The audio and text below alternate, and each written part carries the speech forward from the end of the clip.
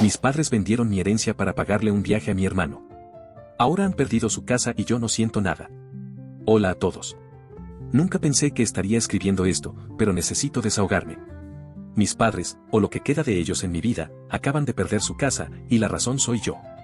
Sé cómo suena, pero no fue un acto de venganza ciega, fue justicia. Y, sinceramente, es la primera vez en mucho tiempo que siento una paz real. Todo comenzó con la casa de mi abuela. No era una mansión, pero para mí era el mundo. No fue solo el lugar donde pasé mis veranos, fue mi santuario. Mis padres, siempre ocupados con sus carreras y, sobre todo, con mi hermano menor, Leo, solían dejarme con ella. En esa casa, no era el hijo invisible, era Ben, su nieto, su amigo, el único al que le importaba de verdad. Mi abuela me enseñó a cocinar, a cuidar el jardín, y me transmitió su pasión por la historia del arte. Ella fue la única persona que me hizo sentir que mi existencia importaba. Cuando murió, no me sorprendió que me dejara su casa en el testamento. Mis padres nunca la visitaron, y Leo, el sol de la familia, nunca tuvo tiempo para ella. Leo, a sus 25 años, seguía viviendo en casa de mis padres, sin un trabajo, pero siempre con gran potencial a los ojos de mi papá. Yo, en cambio, fui el que tuvo que labrarse su propio camino. Me mudé temprano, me pagué mi universidad y me convertí en un desarrollador de software. Acepté mi rol de oveja negra hace mucho tiempo, pero lo que pasó después fue demasiado. Una tarde, pasé por la casa de la abuela. Aún no me había mudado, pero me gustaba verla, saber que estaba ahí, intacta. Sin embargo, al llegar, noté que algo estaba mal. Había una camioneta de mudanzas en la entrada y vi a una pareja de unos 30 años saliendo y entrando con cajas. Mi corazón se hundió. Toqué el timbre. El hombre abrió la puerta, con una expresión de desconcierto. ¿Podemos ayudarte?, preguntó. Sí, dije con la voz ronca. Esta es mi casa. ¿Quiénes son ustedes? La mujer detrás de él soltó una risita nerviosa. La compramos el mes pasado. Al propietario. Sentí un frío que me recorrió el cuerpo. ¿Qué? El hombre se cruzó de brazos. La compramos legalmente.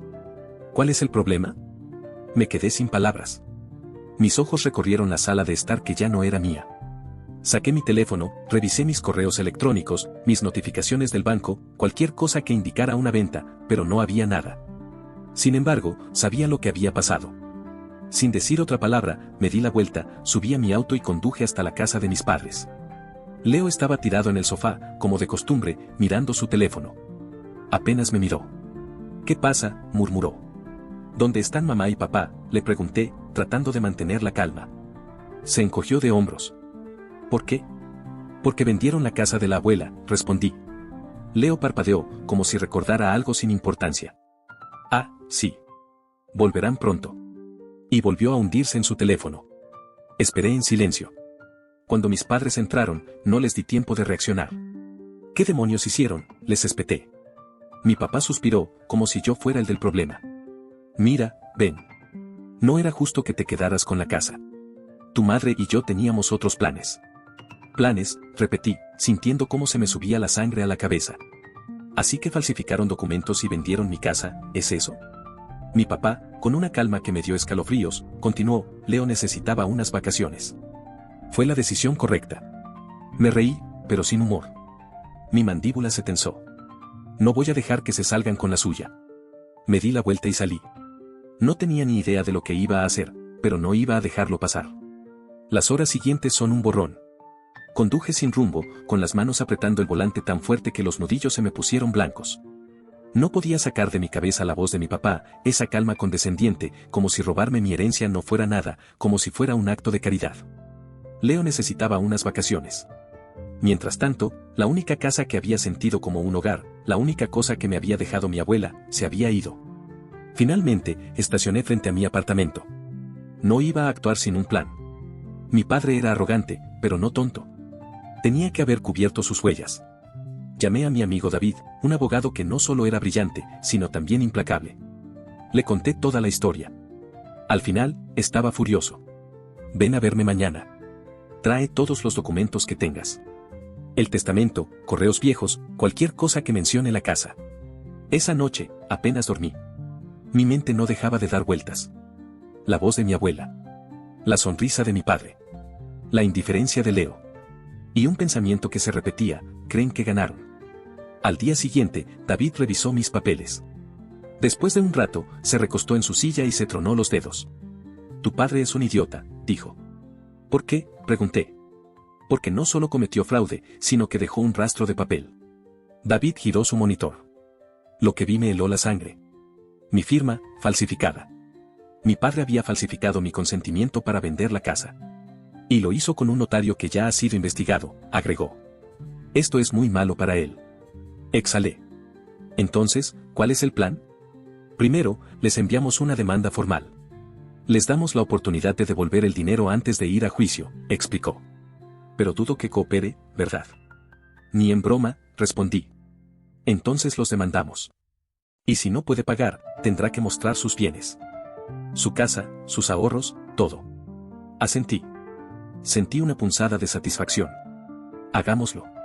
David envió la notificación. Y, como predije, mi padre no respondió. Creía que no me atrevería a llegar tan lejos. A los pocos días, recibí una llamada de mi madre. «Ben, ¿por qué estás haciendo esto?», me dijo con voz exasperada. «¿De verdad quieres que te lo explique? ¿Por qué vendieron mi casa para que Leo se fuera de viaje? Era solo una casa, Ben. Ya tienes tu propio apartamento. No la necesitabas». Cerré los ojos, sintiendo que la rabia me superaba. Era la única cosa que mi abuela me dejó. La única persona que se preocupó por mí. ¿Y la vendieron para que Leo pudiera irse de vacaciones? ¿Eso te parece normal? Mi madre se quedó en silencio por un momento. Supo que tenía razón. Pero al final, solo suspiró. Siempre fuiste tan dramático. Colgué. No había nada más que decir. David presentó la demanda y la reacción de mi familia no se hizo esperar. Mi padre contrató a un abogado mediocre. Mi hermano me envió un mensaje ridículo: ¿en serio vas a demandar a tu propia familia por una casa vieja? Los demás parientes me mandaron mensajes de reproche, me llamaron traidor. Me decían que la familia era más importante que el dinero, pero nadie se preguntó por qué mi padre me había hecho esto a mí. Y entonces, llegó la bomba.